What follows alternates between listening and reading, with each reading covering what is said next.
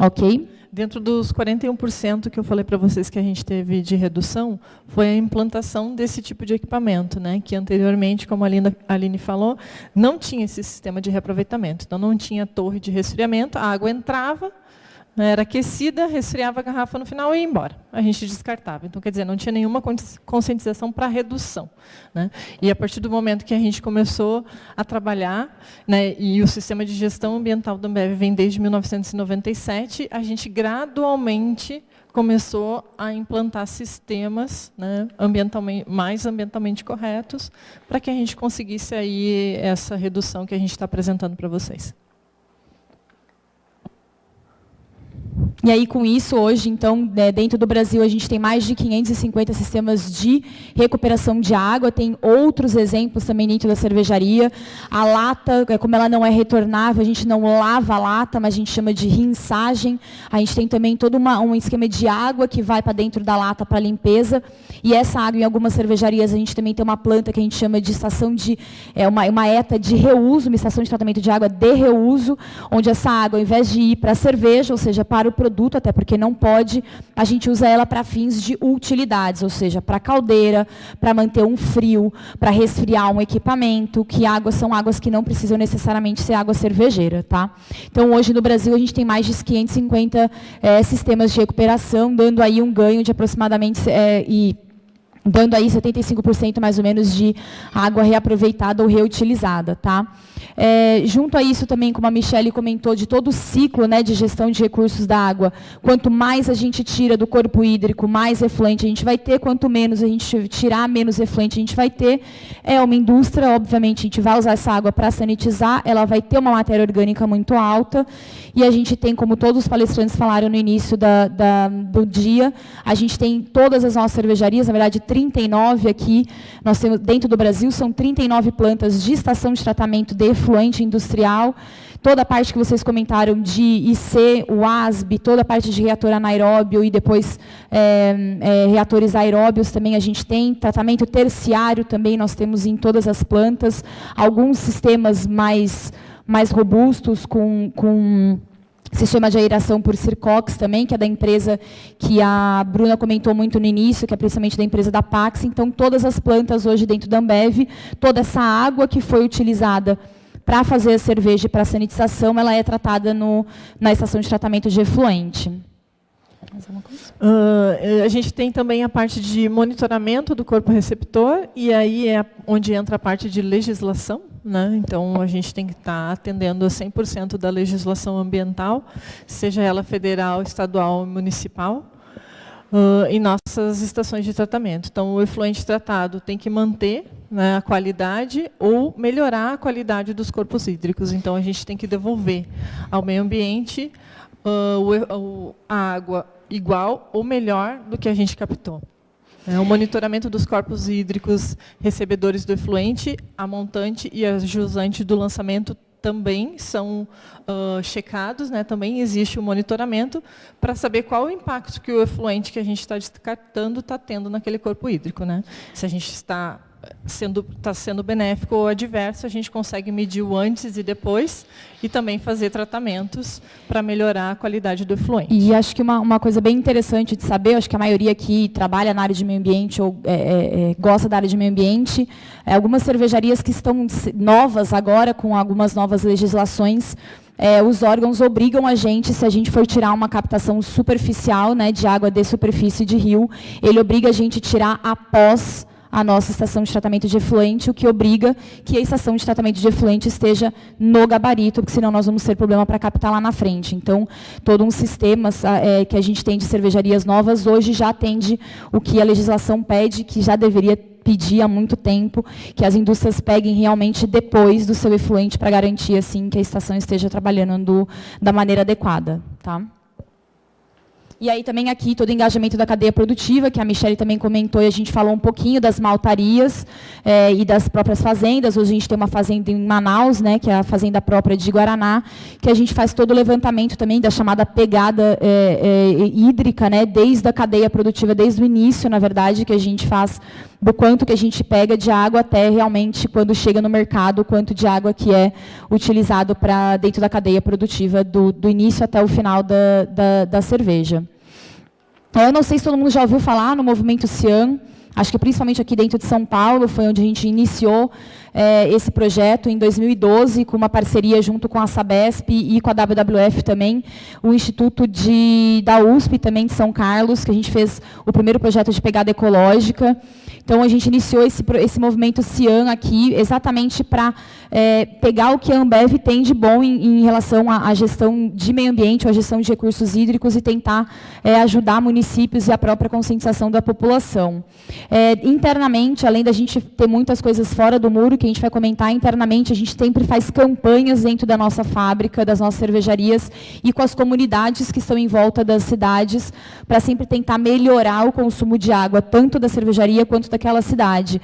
Aqui a gente tem um exemplo, que foi da cidade até de Sete Lagoas, em Minas Gerais, no ano passado, que a gente mobilizou aí, mas na verdade foi no Brasil inteiro, né, 4.000 pessoas envolvidas, e só nessa caminhada aqui foram 2.200 pessoas que foram envolvidas aí por um propósito de gestão de recursos hídricos, que a gente chamou aí de um movimento chamado Walk for Water, que é uma caminhada para a água, ou bicicleta, ou para correr, mas fazer um movimento aí ascendente disso, que foi no mundo inteiro, não só no Brasil.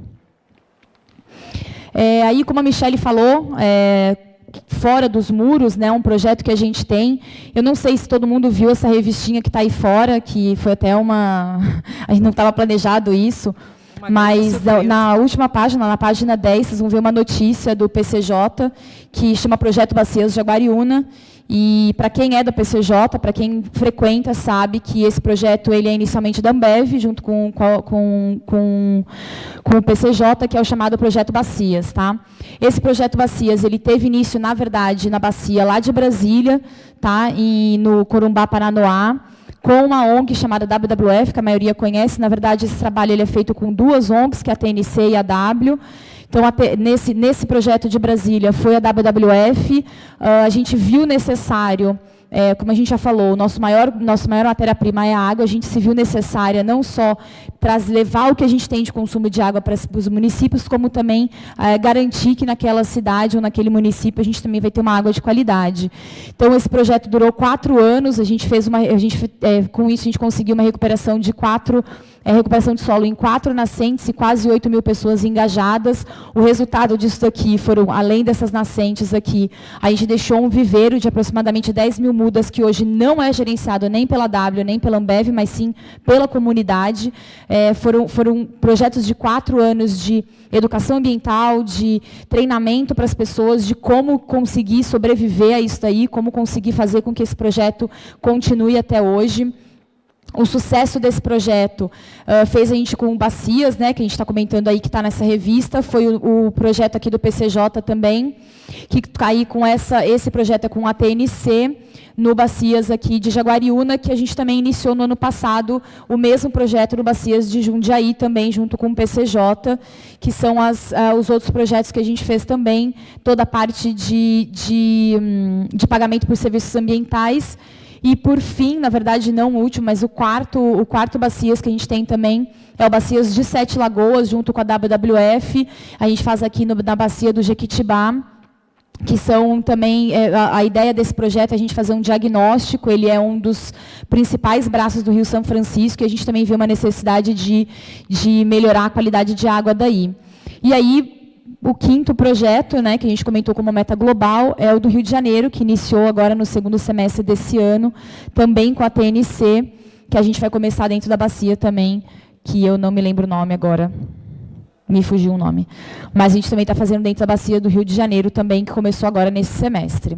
E para destacar um pouquinho, só volta um pouquinho, Aline, a nossa meta global é estar fazendo o projeto Bacias em áreas específicas, né, em áreas críticas, né, e destacando, e vocês sabem que vocês estavam inseridos nisso, que foi a escassez hídrica que a gente teve aqui no PCJ, né, e não mais importante, então, a gente startar esse trabalho em Jaguariúna, né, que foi uma das fábricas mais afetadas pela escassez hídrica, chegando um momento que a gente começou a estar direto na fábrica e vendo que o volume de água que a gente tinha disponível não ia ser suficiente para o que a gente precisava produzir de cerveja, né? Então, aí entrou a atuação minha e da Aline, com toda a parte de projetos também, com quem a gente trabalha, porque a gente trabalha num centro de engenharia, para ver qual o recurso, como que a gente poderia reduzir a água, porque se a gente não reduzisse, esse é da onde é a nossa sobrevivência, né? Então, a gente ia ter que cortar a venda, ou, em último caso, parar a fábrica.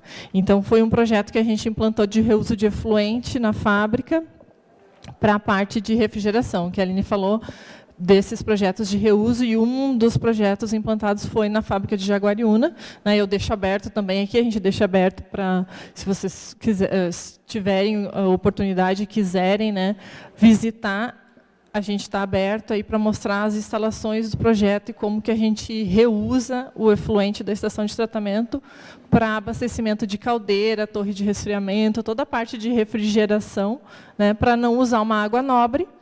Então, a gente faz o reuso do efluente, que seria lançado para o meio ambiente, a gente faz o reuso dele antes de ser... Até foi comentado na palestra de manhã, um dos professores estava falando do MBR, que uma das plantas do Acapolo, que usa osmose reversa, também exatamente... Na verdade, a Michelle até comentou que um outro especialista foi visitar esse projeto para que a gente conseguisse fazer isso em Jaguariúna. Então, hoje, Jaguariúna é uma das fábricas que tem o menor índice de água. Tá, ela está muito abaixo de 3, na verdade, bem abaixo de 2 até, quase abaixo de 2, mas exatamente porque a água ela é usada só realmente para aquele 1 litro, basicamente, para a sanitização final. Toda a parte de utilidades é usada do próprio efluente, que entra de novo para dentro da fábrica, passa por uma osmose reversa e entra para essa área das utilidades. Foi a partir de uma visita nossa na Aquapolo que, então, a gente começou a desenvolver o projeto para Jaguariúna.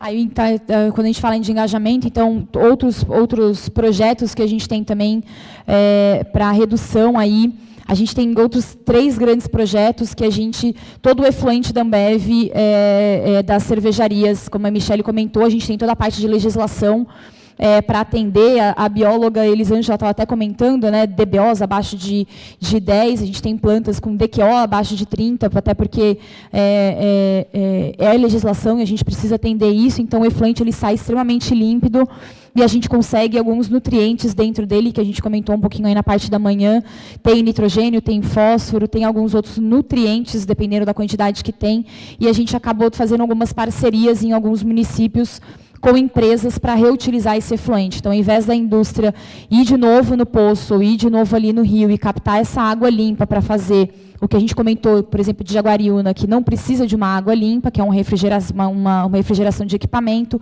eles estão usando o nosso efluente para fazer isso. Então, é um caso aqui de São Luís, lá no Maranhão, que é essa empresa que é a Alumar, ela utiliza o efluente da cervejaria de São Luís para fazer a parte de resfriamento para utilizar no processo produtivo da Alumar. Tá? Então, esse daqui foi um dos primeiros, a gente teve uma redução aí de 72 metros cúbicos de água deixada de ser retirada da rede subterrânea por mês pela Alumar, utilizando o que a gente já tirou e já tratou. Uma outra iniciativa aqui também tem Itapissuma, em Pernambuco. A gente usa o nosso efluente, na verdade, o parceiro, o vizinho, usa o nosso efluente para fertirrigação. Isso daí é uma irrigação de aproximadamente 18 hectares de plantação. Para o ano que vem, a gente vai ampliar essa área com uma redução aí de quase 50 mil metros cúbicos por mês de água deixada de ser retirada do rio, para a empresa usar exatamente o que a gente já tirou e para usar para fertirrigação. Um outro exemplo também é uma das maltarias, que é a maltaria Pampa, na Argentina. Eita. Também aqui para irrigação de município, para usar em obra civil, toda a parte de... quando você faz uma obra, você não pode ter sujidade, não pode ter que levantar o poeira. Muita gente usa caminhão-pipa para fazer isso, então ali eles usam o efluente da cervejaria, dando um consumo, aí, uma redução de 12 mil metros cúbicos por ano.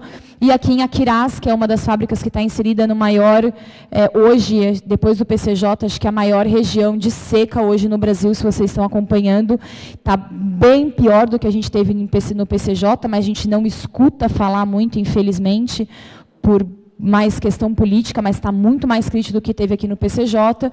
A Quirás Ceará é uma das cidades que está com um estado que está com bastante problema. E lá a gente também tem o uso da nossa efluente para uma indústria de cerâmica, tá? Que eles também a gente deixa de captar aí 31 mil metros cúbicos por mês. E vai ser a segunda fábrica que a gente vai estar implantando o reuso de efluente também, que está em desenvolvimento. E aí aqui algumas parcerias sustentáveis para a gente acabar, né, que o nosso tempo já está acabando. Então, alinhado ao nosso sonho, né, de ser a melhor empresa de bebidas unindo as pessoas por um mundo melhor. Essas 4 iniciativas, então, de reaproveitamento, né, de reuso de efluentes, somam uma economia de 145.210 metros cúbicos de água por mês, o suficiente para abastecer uma população de 32 mil habitantes, que é considerável, né? Então, é uma ação coletiva para a preservação da água, né, e conscientização aí, tanto interna quanto externa, que a companhia vem trabalhando para cada vez mais estar reduzindo a parte de recursos hídricos. Gostaria de agradecer mais uma vez. Aqui está os nossos contatos, né, o meu e da Aline. Sintam-se à vontade aí para estar nos passando o e-mail. Maiores informações, a gente está respondendo no e-mail também. Obrigada. Obrigada, gente.